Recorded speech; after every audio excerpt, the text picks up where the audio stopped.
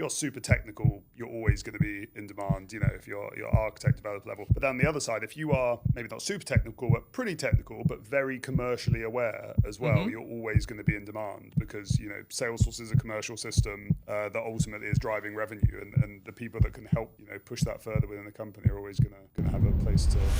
This is Salesforce Ben Insider, the podcast that brings you all the top Salesforce news, insights, and trends, completely unfiltered. Join me, Ben McCarthy, and some great special guests as we dive into the Salesforce discussions you won't hear anywhere else. Hello, everyone, and welcome to another episode of SF Ben Insider, where we talk about trends and news and topics in the ecosystem that you're not going to hear anywhere else. And today we're joined by my friend, Erick Mahle. Hey, welcome to the here. Show. Yeah, all the way from America. Yeah, welcome. You are our first American guest, I think. So I'll take it. Yeah, great to have you over the pond. Yeah, glad to be here. So today we're going to be speaking about RevOps, which is a really interesting topic in the Salesforce ecosystem, because RevOps is an important part of Salesforce, but because you've got these kind of two different camps, I think you've got people who are, in the Salesforce community, they're in the Ohana, they like plushies, they go to dreaming events. And then you've got these RevOps people on the other hand who, I don't know many of them myself, a few of them. I know you're obviously kind of straddle between the two worlds, but you've got this big RevOps community on LinkedIn who I don't necessarily see themselves as being in the Salesforce community, but they often work, probably because they work across a lot of different platforms, HubSpot, a lot of Salesforce, what's that other one? Outreach and there's a couple out there. All these kind of other ones. So that's what we're going to be kind of speaking about today, and how these kind of worlds are different and how they kind of meet, and whether actually, if someone listening to this is, well, a lot of people listening to this will work on Sales Cloud, whether they actually are a RevOps professional and they might not even know it. So to get us kicked off, Erick, if you could introduce yourself, a bit about your career and how you've kind of ended up in this Salesforce RevOps world. Yeah, it's been a little bit of a wild journey, I guess. So started as an accidental admin back when I was out of school in 2010. And my role was a marketing analyst and ended up becoming the Salesforce admin as one of my many hats. And I had a really great experience. I reported to a guy that was a former Silicon Valley guy. So I learned a lot about the inner workings in tech and all of these things. And moved on to start my own independent consulting firm back in 2013, and grew it into a small, one of those niche consulting firms. Up until 2019, we had about 9 employees. So we did implementations for companies all across the United States, even some abroad, and then ended up going back into independent consulting after a short break. And after all the planets aligned, including parenting, decided to go back to the client side. I was the senior director of CRM at a global leader at an HR tech company responsible for background screenings and drug screenings all across the world. And then I decided to switch back more to my entrepreneurial roots today at Lens Financial as the vice president of revenue operations and digital transformation and whatever else I can make to add into a very long job title already. Yeah, lovely stuff. And you're also the co-founder of FlowFest along with me. Yes. Not that we haven't done it for a while. Oh no, you did it the other day, didn't you? We did one. We did a local one at Mile High Dreaming, and for everyone that's interested, hopefully there's more to come soon. And you and I definitely need to catch up on that because we just got straight in and got sat down and started RevOps talking. But yeah, we got to do a lot of things, and thousands of people from all around the world joined to watch and compete and spectate. And on the FlowFest side, for anyone that's interested in learning automation and all of these things, hopefully we can start growing that soon for folks that want to see it maybe at a local event near them. Yeah, definitely. So RevOps, how would you define RevOps? What does it mean, first off? So RevOps is short for revenue operations, not to be confused with sales operations. One of the key things with revenue operations is effectively looking at marketing, sales, and customer success to be able to provide a better customer experience, and also for really helping the organization predictably forecast and fine-tune their sales and customer success processes. Yeah, fantastic. And when we were speaking before, you kind of had this good analogy about a hammer and a scalpel, right? Like some people just want to throw kind of, all companies want to generate more revenue, and you can, of course, hire more salespeople and just throw them at it. But actually, RevOps is a different way of looking at it. Yeah, absolutely. So it's like saying you have blunt ops and RevOps. Where blunt ops is your hammer, it's saying, all right, let's solve a problem by throwing more salespeople at it, right? Let's increase our marketing spend and play our numbers game. And if we increase our spend by X, then a percentage of that will end up being more leads that will eventually become more clients. And a lot of companies out there, even large organizations to this day, still want to kind of defer back to that mentality of we need to increase sales, let's hire salespeople, and the people that don't sell, they're commission based, we'll let them go, or they'll leave because they're not making the money that they're looking to make, and we'll keep the better ones. That is the kind of mentality of, like, I guess, blunt ops and that hammer. RevOps is a precision instrument. It is, how do we take a sales process? How do we maximize this? How do we improve our close ratios? How do we increase the engagement? How do we increase the retention? How do we keep churn under control? It's more about getting in the details to ensure that everyone has a fantastic experience and that you're able to tap into the additional revenue that you haven't been because of just using basic sales processes. Yeah. Yeah, it's. I remember the first time I was speaking. Ben Fuller. I do. Yeah, quite a character. Go follow him on LinkedIn. He's great hilarious guy. Yeah, great guy. For a while, he had the LinkedIn. What was his headline for a while? Not Salesforce Ben. Not Salesforce Ben. Yeah, not Salesforce Ben. And I remember I was speaking to him at Dreamforce a couple of years ago, and it was the first time I'd really spoken to a proper RevOps professional, and I noticed the difference between a Salesforce professional and RevOps professional instantly, because he wasn't so much talking about building kind of cool solutions. He was talking about analyzing sales process data and stuff like that. And it's not to say that some Salesforce professionals don't do that, but a lot of Salesforce professionals will be focused on a variety of different solutions and departments within Salesforce. But RevOps are specifically laser focused on the sales, the marketing, the sales process, and the customer success. Yeah, it's been an interesting relationship to see this ecosystem, because RevOps is fairly new. We were talking about how RevOps is fairly new as a term, and in some ways it's still kind of trying to find its definition.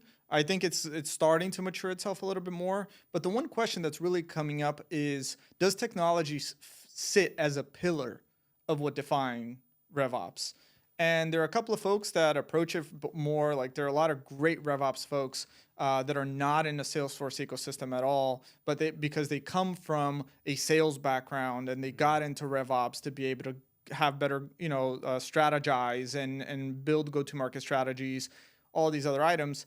And then so they don't have as much of a background in the technology side. Then you have the folks that are kind of, have the background in technology side, but they may not be from Salesforce, like folks that use HubSpot. HubSpot loves to lean on that RevOps brand, and a couple of other places as well. So it's kind of interesting to see folks coming from different places when it comes to RevOps, and try to see like how RevOps is really evolving throughout these years. Yeah, and we were speaking about this before, but I probably heard of RevOps for the first time in, say, 2019, something like that. And I hadn't really heard about it before, and suddenly it was all over my LinkedIn feed. Everyone was speaking about RevOps, and we were speaking about this before about why it might have been, but I think it's a very kind of SaaS focused topic, right? Or originally. Yeah, I think so. So it's interesting though, because there's elements from it, right? Now I'm in mortgage lending, which is a very different world in some sense than B2B SaaS, but you see elements, right, of what we do in B2B SaaS, maybe just named differently. But I think RevOps was certainly coined more on the B2B SaaS portion, and kind of maximizing the performance, right, of a company's customer experience and sales process, be it from for the life cycle journey of a customer, really from marketing all the way to success. And it kind of makes sense, right? Because SaaS products are typically, well, as long as you have to implement it, it's just flicking on a switch. It doesn't cost anything. So if you optimize marketing, sales, customer success, in theory, the engine should just be just be running on autopilot and just grows and grows and grows the business. So That's the dream. So it makes a lot of sense. But what we've also discussed is that actually, as you said, with you currently work for a mortgage lender, a lot of these principles that maybe the SaaS industry invented can also be applied to a lot of other businesses. It absolutely can, yeah. Yeah, that's great. So I've lost my train of thought now. Let me get my question up. Let's do the hot fire round at the end, actually, I think, because I think I'll ask you about the Sales Cloud and if people are technically, okay. Yeah. So maybe quite an interesting question for all the Salesforce people listening to this, but would you say that anyone who is working with Sales Cloud is technically a RevOps professional in some sense? In some sense, yeah. Everybody has a little bit, or should have a little bit of RevOps in them.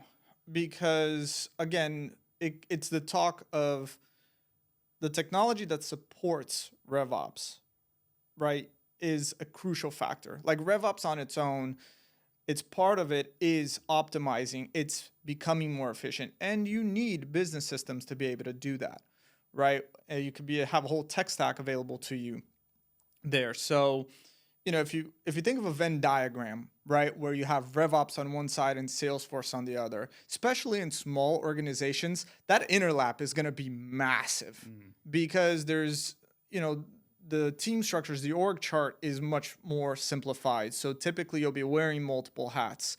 As a VP of revenue operations and digital transformation, I got both hats right then and there, and we're an organization of 50 people. So as you start scaling up, as an organization becomes more mature, that Venn diagram starts separating a little bit, but there's still an overlap, right? So, and maybe even larger organizations like business system rolls over to IT and it really rolls out of the business realm.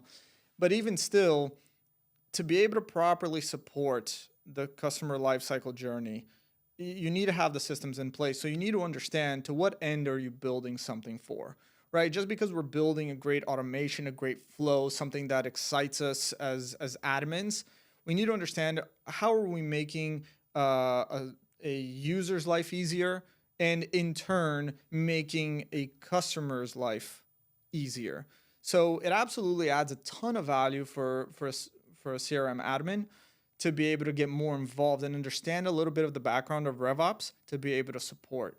And even more, I would say actually, RevOps can be really the tip of the spear for the CRM admin team, especially in the smaller teams where there's a bigger cross-section on that Venn diagram between RevOps and business systems, because RevOps is the one that's going to make the case for technology to support scaling up, whether it's data enrichment tools, whether it's data cleanup tools, whether it's analytical tools, automation tools, whatever, you name it, right? Those are the things that RevOps will be going to bat to leadership to make sure that you are supported in those things. So it adds a ton of value for CRM admins to kind of understand where RevOps is coming from, right? To be able to work well and collaborate together. Yeah, no, it makes a lot of sense, and I think anyone listening to this that is a sales admin working with Sales Cloud, then it's just really becoming a bit more commercially minded. Being able to engage with your stakeholders a bit better, understanding where they're coming from, what their wants and needs are, and what their priorities are as well. So yeah, no, makes a lot of sense. And then you've kind of been alluding to this a bit, but you've been speaking about pillars, like technology being a pillar of RevOps. So if technology is one pillar, what are the other pillars? Yeah, so the first one is analytics. So, and this isn't just about building cool things in Tableau or cool reports and dashboards or Power BI or what have you. It's about being able to look at markets and evaluate markets, understand the market size, understand the potential market share, and be able to kind of review with what you have and the level of investment that you'll need to make to be able to make the dent that you're looking to make. All of that is, something that highly affects marketing, what marketing strategies you're going to pursue, highly affects sales, which is setting up targets and all of these things. So those are that's one crucial pillar, the whole analytics, and be able to look at the data that you have, that you're collecting from your sales cycle, to be able to really understand, right, and track, are we trending in the right direction, or where are the gaps in our sales cycle where things are getting stuck? For example, I remember that it was through a dedicated RevOps effort that at one organization, we found out that one of the biggest reasons they were losing deals, and this was an enterprise company, was because everything was getting stuck in legal. And legal had a very strict process of how they wanted to do things. And when you're playing at the enterprise level, so do the other guys, so do the customers. And they would just be bickering back and forth, where it's like 20 rounds of revisions. And at some point, they just decide to stick with whatever vendor they had before because, but you don't see that until you really dive into the data to find, hey, where are we getting stuck and what stage are we getting stuck of this process? So analytics is definitely one of the crucial pillars. I remember doing a project with a guy when I worked at my consultancy, a guy called Tom Glasson. I don't know if you know him. I know the name. We're going to speak about, so I think he's the chapter, I think he was, but still is the chapter lead for Pavilion in the UK. Okay. And this was years ago, but I was working with him. And he asked me to create a report in Salesforce saying, can you let me know how the stage is, how long it takes, so I can judge where things are getting stuck. And I'd never had that requirement before. It was the first, I worked in Salesforce for 4 years, but I'd never heard of that being an interesting thing. It makes so much sense now. Yeah. But I do remember trying to build that in Salesforce and it being a nightmare. It sounds quite simple to do, but is this generally why RevOps professionals prefer to use something like Tableau because it's just so much more powerful than Salesforce reports and dashboards? So that's a big question to unpack. Quick answer, come on, quick. Just, I think that the short version is that I don't think it drives the choice of technology, but it certainly should drive how you structure your data, how you structure what you're looking to accomplish. Sometimes you can get away with simple reports and dashboards. Could you have done that report or was I just not very good at creating that report? So actually, this is one of the great things, and this is talk about that interlap. It depends how it's set up. In one of the latest episodes, you were talking about the advent of technical debt and enlightening everyone on what technical debt is and how it comes about. One of the key things is that a lot of times people start building their custom solutions. I want this custom field to track the time between stage 1 and stage 2 and this other custom field and this checkbox to do this there or what have you. The answer to your question, can you do it out of the box with reports and dashboards? Yes. There is an actual object called opportunity history that to some extent can provide that reporting to you and see how long things have been stuck on different stages. My hat's off to whoever can build reports with that object because it's an absolute nightmare, at least in my experience. And but some folks will go to custom solutions, and there's a lot of great RevOps solutions that will snapshot your entire database every day. Not sure. Like something like Clary, is it? Clary, okay, if we're going to throw names. Spover is another great one. Spover, of course. Spover does a lot of good work and be able to display trends and things of that nature. So there's a lot of things that take into consideration, but you want to try not to overcomplicate, your reporting requirements or build these wild solutions if you don't have to. So yeah, makes a lot of sense. So we've got technology, we've got analytics, enablement. Enablement's another one. So enablement is effectively ensuring that your team is successful, whether it's customer success, whether it's sales, being able to empower them with what they need. So for example, a lot of organizations will build their training material for their sales folks that will usually land under RevOps. Competitor analysis, building like quick sheets. So that way, if you identify which competitor you're going up against early on in a sales cycle, that you can bring up the competitor sheet so you know where you're going to be strong at and where you may have weaknesses that you may want to address and see, right, to work with your team. So there are a lot of enablement tools to help, even ramping up folks. So the whole ramp up process, usually making sure that the metrics to ramp someone up can sit under RevOps to some extent to track how quickly we're getting people to a point where they're able to start, being measured against the full quota. So those are all things that could be under RevOps, under the enablement pillar. Yeah, and some people might remember that Salesforce released a product called My Trailhead, which was meant to be Trailhead kind of for your company to build custom trails, but then they renamed that to Sales Enablement. It did. which made it a lot more fun to keep track of once they renamed high velocity sales to sales engagement, because now sales engagement, sales enablement, I'm like, I can't keep up. Yeah, it's all the same. It makes it very confusing. Classic Salesforce. And then we had strategy as another pillar. Yeah, so we talked a little bit about strategy. So strategy, being able to kind of come up with a game plan, taking all of what you're putting together and be able to strategize as a game plan. So a great example is defining the size of the sales teams. So do you need to have an enterprise level approach, right? Where you're going to have a team that's going to be going after maybe your top 50 dream clients, saying, here are the dream clients we want. We want a team that's specific to this. They're larger clients, so they have longer sales cycle.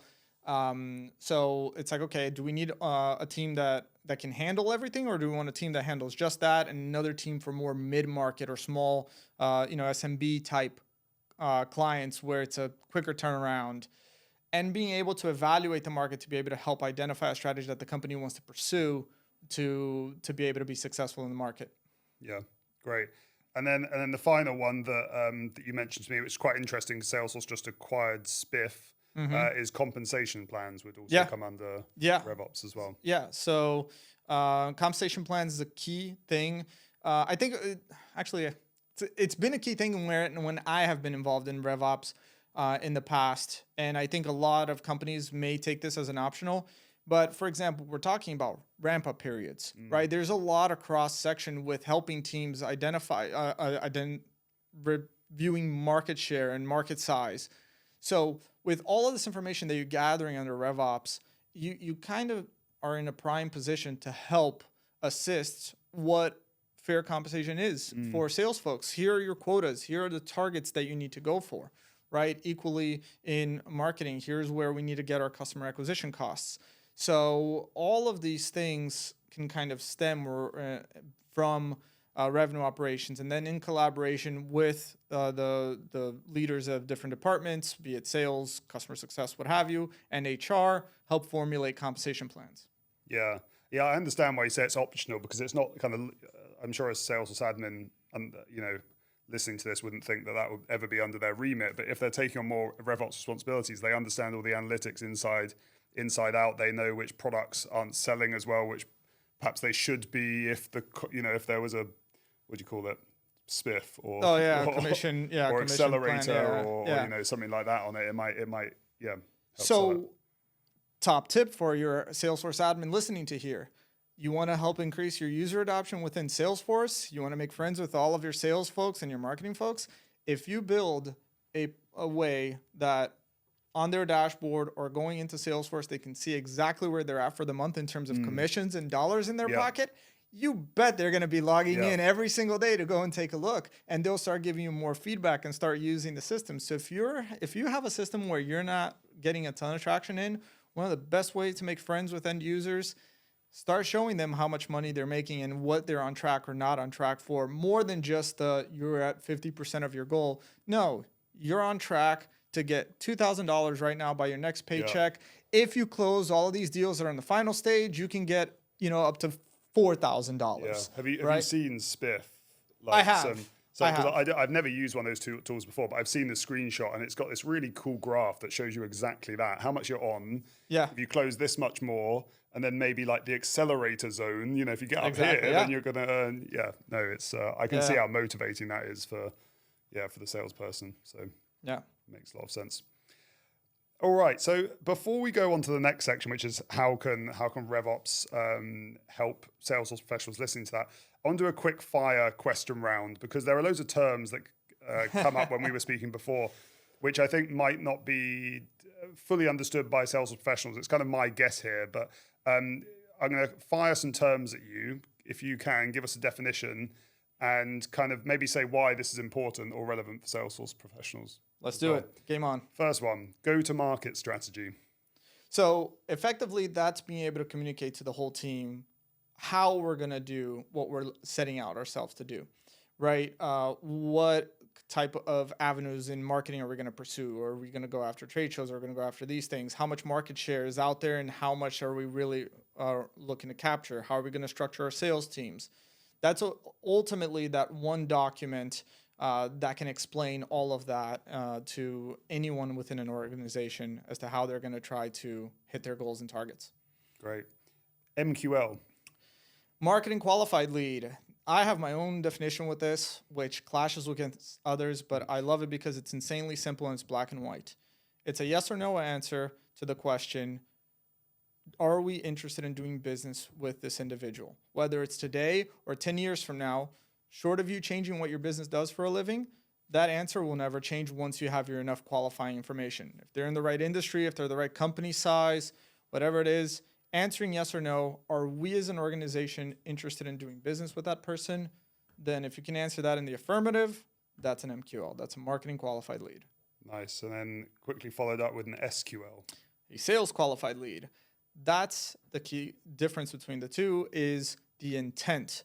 A lot of people tend to want to mix in intent into MQLs, and I think it's the silliest thing in the world. I'm happy to debate someone in a podcast in the future. So that's all customer side or prospect side, saying how interested are they in us? Have they been coming to our website? Have they been opening our emails? Have we been successfully connecting with them? It's a measure of their interest in us as an organization. So, and that's very separate than what a marketing qualified lead definition should be. Great. We've done sales enablement, but quick recap. So sales enablement is everything that takes to help make a sales team successful. The training, the ramp up processes, and so forth. Great. And quite an interesting one, account-based marketing. Ooh, so that's an interesting one. So account-based marketing is when you have a list of accounts that you want to go after. So effectively you say, hey, here are the top 50 that I'm going to put extra effort, go the extra mile, because it's strategically important for us to land this person, whether they're going to be a massive source of revenue, whether it's a great brand logo to be associated with, whatever the case may be. And typically that's when you're going to put a lot of your effort into those guys. You will do marketing efforts that you typically wouldn't do with anyone outside of that group. Great. And final one, we've kind of gone over it before, but a quick summary, customer success. So customer success is everything that it relates to making sure once you sign the contract that you keep that customer happy, that you keep that customer getting value from what you offer and what you have on what service you provide. And in many organizations, trying to see if you can open doors to more of what your organization offers. Salesforce is a great example. They'll bring you in with Sales Cloud, but then there's Service Cloud, there's Data Cloud, there's all of these different avenues that they could take to try to keep expanding, right, their net revenue increase year Fantastic. over year. You've got max points. I got max points? 6 gold stars. Do we have a trophy? Yes, somewhere. Cool. So next section is how RevOps can help you. So for Salesforce professionals listening to this, how can understanding or diving a bit deeper into what RevOps is, some of these terms, perhaps exploring some new areas, how can that help them in their role and also help their org as well? I think it goes back to that tip of the spear comment. I think it really helps you set yourself up for success because there are a lot of great people that I've come across, great people to have a beer with, very knowledgeable. You can talk to them about putting a flow together and they'll build amazing things right in front of you, but they don't have a great rapport or a great interaction with a business side. They can be very just tell me what you need and I'll build it for you kind of mentality. Being able to reach across to the other side and the other departments and be able to understand where they're coming from really helps you stand out from many folks to kind of be able to say, oh, okay, I get where you're coming from. Like we can build it this way, but maybe we can build it in XYZ ways as well, where we'll get an even bigger return because I know where you're trying to get to. I mean, something that we were discussing before is Salesforce professionals. It could be on a bit of a spectrum from kind of commercial at one end to technical on the other end. So you might get hardcore dev, on one end, super technical, but doesn't really engage with the business that much. And then you might have, a RevOps professional right over the other side. They might have like an admin possibly in the middle. They're not as technical as a dev, but perhaps they're not, they're not as commercially aware as a RevOps person. So they're the bridge of it all, right? So it's that crucial bridge of connecting both sides. So that way, when the dev looks at it and be like, what do they mean by this? Because we all know business will have the most vague definitions of things, and they have like, oh yeah, but I need an exception for this, and I need an exception for that, and I wanted this, and I wanted that. And being able to translate that to the dev team and saying, okay, what we really need to do is that we need to make sure we need to build it in XYZ way, and we need to have, if they click this, then we can go that. And, it's part of that, that connection that really adds value in between the departments. Yeah, no, definitely. And something that we were speaking about before that I thought was quite interesting. So, I mean, some Salesforce admins will do this where they want to focus on business outcomes, right? They're engaged. You're probably going to be more senior if you're doing this, but engaging with stakeholders, let's get ROI out of our investment. How can we be, getting people solving more cases in their day, or or closing more opportunities or something like that. But it's actually using RevOps in order to get more budget for Salesforce. Because if you're focusing on those outcomes and you're right, if I get this tool, I think I can increase close rates by X, Y, Z. So it kind of makes the job a bit more fun, I suppose, if you're using it as a tool to get more budget. Yeah, absolutely. So in the case of RevOps, we're not shy, especially if you're in-house RevOps, we're not shy of having to build use cases and business cases to kind of measurably say, hey, here's the ROI that we're going to get, right? So if we're going to have this initiative that we're going to have to spend, I don't know, $300,000 to be able to do, right? If suddenly we can offset the customer wait time, because right now our customer service, our customer success team is loaded with tickets or what have you, and if we can decrease that wait time, improve customer satisfaction, that improves customer retention, there's a dollar amount tied to that. So if we can solve our churn by 1%, what is that dollar amount that goes with it? Okay, is that above 300,000? Let's get all of these tools. Let's get all of these things to make sure that we have everything in place. So from a Salesforce admin perspective, being able to help build this use case to say, hey, here's how many tickets we currently have. Here's what we can get to. Let me run the reports to be able to understand how much time this is taking. Helping RevOps or whatever department is building these business cases together. That is one of the crucial ways of being helpful and adding value, right, to these other departments as an administrator. Yeah. And another thing that you said was also recommending better solutions as well, which, the RevOps kind of app space is huge, right? Like there's some of these, just to name a few, people like Gong or Outreach or, these companies are gigantic, but they're never at Salesforce event. They might be, but I don't really see them or someone like Clary or something. I think I've seen a couple of folks, but yeah, it's on and off. But they're probably more at the SASE kind of conferences than the Salesforce ones, but there's obviously a lot of them, and if you're diving into more of these RevOps spaces, then you might be exposed to more solutions that are going to help. Yeah, absolutely. So RevOps solutions in general are, again, visibility on your pipeline, trying to find insights within your specific pipeline, identify areas for success, identify areas for improvement. There's a lot of great tools out there that can help.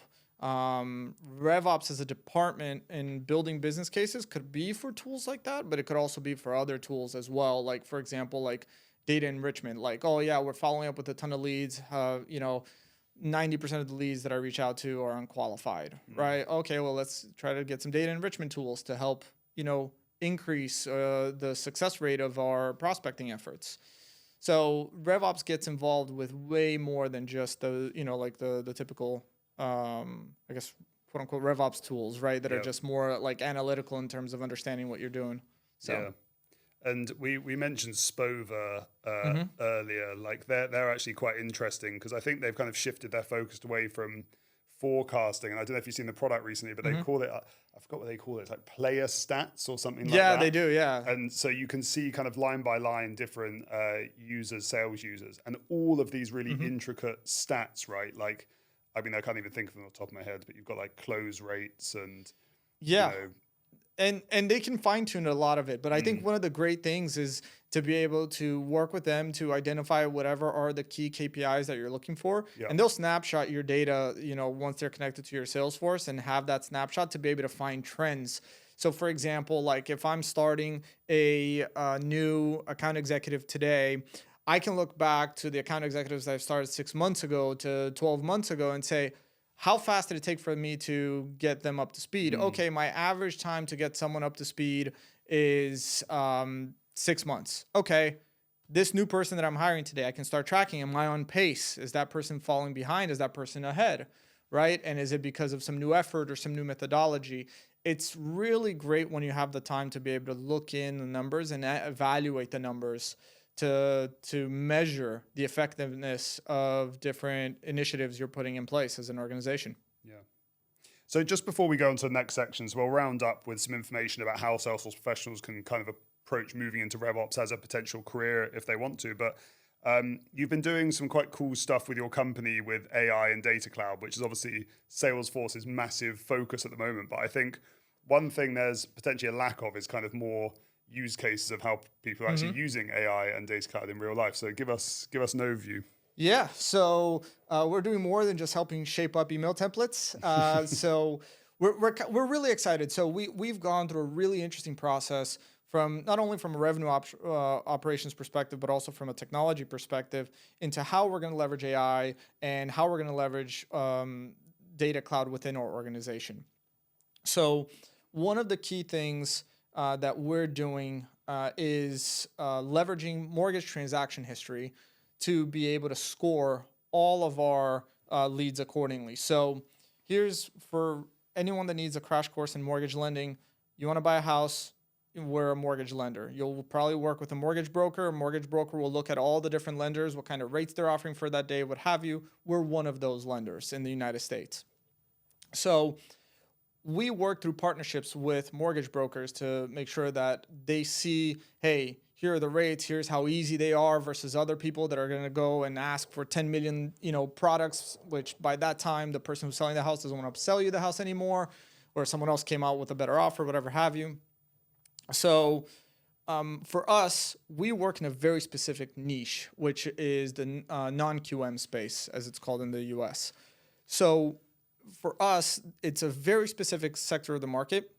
We're tapping into a live feed of all mortgage transactions in the United States, and we're being able to flag who the loan originator is in all of those, and we're being able to flag if those mortgages are non-QM or not. So going from a list of 1 million folks that are in the NMLS, which is the real estate database in the United States, we're able to pinpoint with precision who we want to go after. So we're talking about on a revenue operations perspective. That means that we can now enable our account executives to improve their prospecting, because before they're just going through websites of mortgage brokers and pulling the directory, and those guys may or may not do non-QM stuff, but they're just calling in. Outbound prospecting is really big in our industry. So they're just calling in. We're now telling, here's the person that you want to deal with, here's the person that you don't, and here's everything that they closed within the last 30 days to be able to have a personable conversation with. Wow. And are you using Data Cloud as the store to feed all that data into, and then Einstein overlaying it to dig into it? We use an Azure backend that stores all of the data and that stores the feed. And then what Data Cloud does is that Data Cloud takes all of that information that's in Azure. It calculates insights, right? So if we want to calculate like average loan sizes over the past 12 months or whatever the case may be, they can run all of these calculated insights, and then it ingests the data into Salesforce for consumption. And one of the things that we do is leveraging artificial intelligence is that we created, as part of this Project Lexi, which we're calling it, and we have all of these different things that we're doing with Project Lexi. One of the key components is the Lexi score. To simplify everything for account executives who will very easily drown out if you start getting too techie on them, it's just a score from 0 to 100 that takes all of this into consideration. How much business are they doing that is specific to our niche? How much of that is in states that we do business in or that we're strong at? We basically take all of that, mix it up in a very pretty special sauce, and then serve it to them with a score of 0 to 100, where I can say, here's a list view sorted by Lexi score, start dialing at the top. Wow. And really being able to leverage all of that for the precision that you need when it comes to outbound prospecting. Yeah, super cool. It's great to hear those use cases. And I think it's something that, I don't know if you've seen this thing that Salesforce have released, but they've released like 100 AI use cases or something on their website, because I think people are struggling with it so much. Yeah. There's this new thing and people don't know where to start. So really cool to see that you're using it to see Yeah. good effect. Yeah, absolutely. So let's go on, finish up the podcast with talking about RevOps as a career then. So we do a lot of speaking at Salesforce Ben, as does quite a lot of people, about specialization in the ecosystem. I think most people know by now there's a bit of saturation at kind of the admin level. And generally, if you want to stand out and you want to grow your career, you need to specialize, whether that's product specialization, MuleSoft or CPQ or something, or perhaps more of a discipline like RevOps. So, for one, do you see RevOps being a good niche for Salesforce professionals to focus in on?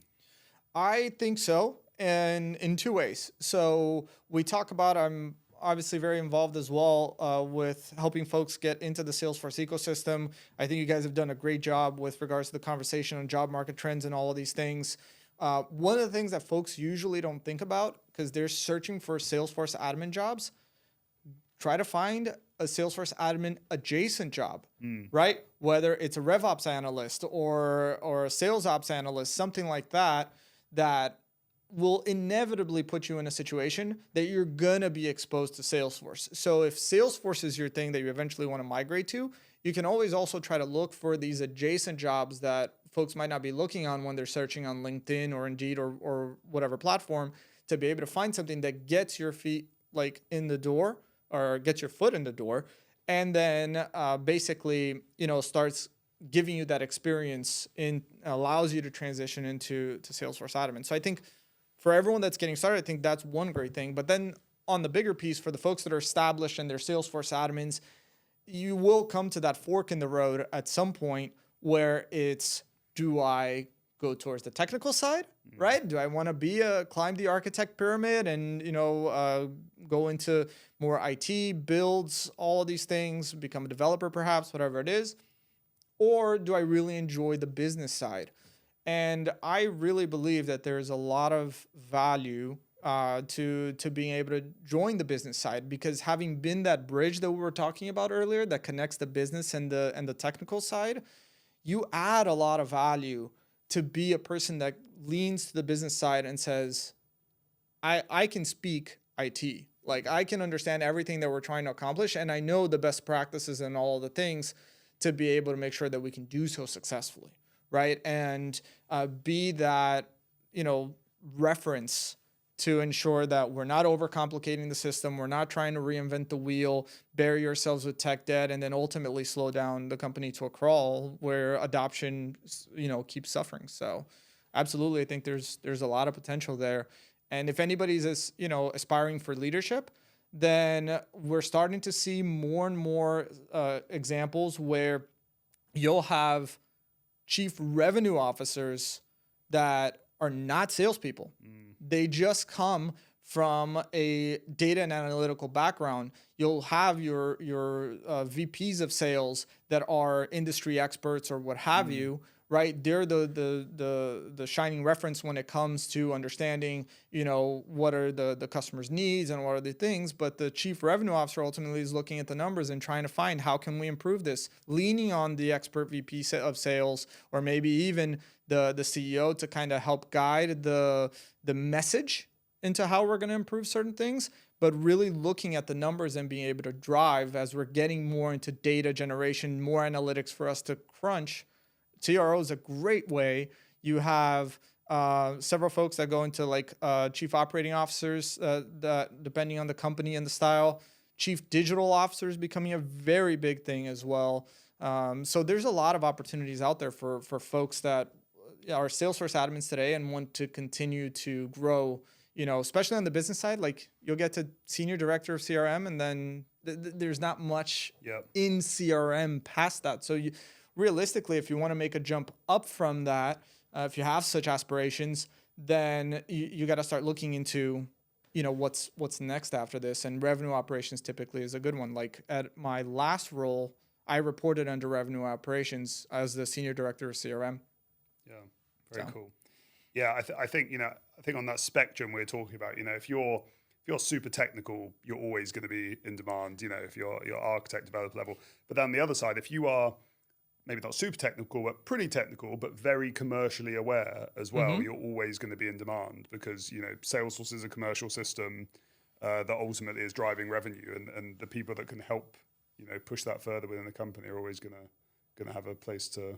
Oh, absolutely. Cool. I'd even make the argument that it's more valuable. I may catch some flack by saying this because look, I have all the respect in the world for chief technical architects, and I think that they have absolutely a place to be in. But typically, having a great relationship with the business is not necessarily that one of those responsibilities. You have a lot of folks that are just really good developers. They know how to build something and architect something, but that solution architecture side, that understanding the business and being that ally to the CTA, that's a whole separate level, right? That a lot of folks that are admins will, may find passion in and can grow into. Yeah, definitely. And finally, if someone wants to get, let's say they work for a SMB business and they don't consider themselves in RevOps, but they want to get into this world more, how can they do that in their existing company? They presumably need to speak to someone more in the commercial team to kind of, get more involved in the detail. There may not be an official RevOps department, but there's always a person that does RevOps things, right? So whether it's the VP of sales, whether it's the president, whatever the case may be, there's usually someone that is responsible for that. Try to get a weekly one-on-one with them, cadence going to just meet, understand what's important to them, what's top of mind on them, and understand how they're thinking, right? And you can start getting some exposure because you may even be able to pitch a couple of ideas. Say, hey, maybe we can solve this by doing XYZ things in the CRM right now. And that's a great way to get started internally within the company. Externally, there's a lot of great resources out there. If you're looking for something that is open community, just like there's Trailhead for Salesforce and Ohana Slack and all of these things, there's Wizard of Ops. Wizard of Ops is a fantastic place with fantastic revenue operations professionals. It's a Slack channel. So anytime that you have a question, if you want to learn, there's a lot of good content out there. There's a lot of content online as well. Again, a little bit of a difference in opinion because things are still RevOps is still continuing to find its footing and its definition. And then if the company is willing to pay to train you, or if you're looking to invest money yourself into becoming more of a revenue ops professional, Pavilion is probably the go-to place. They got so much content on revenue operations and it really opened the door for you to all of the other pillars that we're talking about that you may not have a ton of experience with because you've been more on that technical pillar as a CRM admin. It's like a Slack community, and then they've also got kind of like a university, right? With Exactly. Yeah. So they got the communities as well. You got a lot of good content. They have like the podcast that you can listen. So Top Line is their podcast. Another person that I really admire is Eddie Reynolds from Union Square Consulting. He has his own podcast. I think it's called RevOps Center. He's definitely not the technical side. He and I got into a couple of conversations on whether the technical is really a pillar of RevOps or not. But this is a man that talks sense. Like, I really appreciate how he's able to kind of connect dots together to, like you were saying, like use cases that you can relate to, and you're like, now I understand. And he's got this fantastic ability to convert his messages really well. So those are just some of the places that I would probably recommend. Ben Fuller's a great guy, but his feed is more for humorous and all these things. You'd probably have to reach Ben Fuller and be like, seriously, tell me something. Yeah, and then he'll teach you. Yeah, about 3 times. Exactly. Yeah, not my proudest moment. So, but Ben Fuller, like many others, aren't at Wizards of Ops. James McCarthy and a lot of other guys out there. Like there's just a lot of great folks out there. Just like if you know what the Salesforce Ohana Trailblazer community is, Wizard of Ops, it's very similar. You'll find yourself right at home with folks more than willing to help. Cool. Fantastic. Yeah. Erick, thank you very much for coming on the show. Yeah, it was a pleasure to be here. Thanks for having me.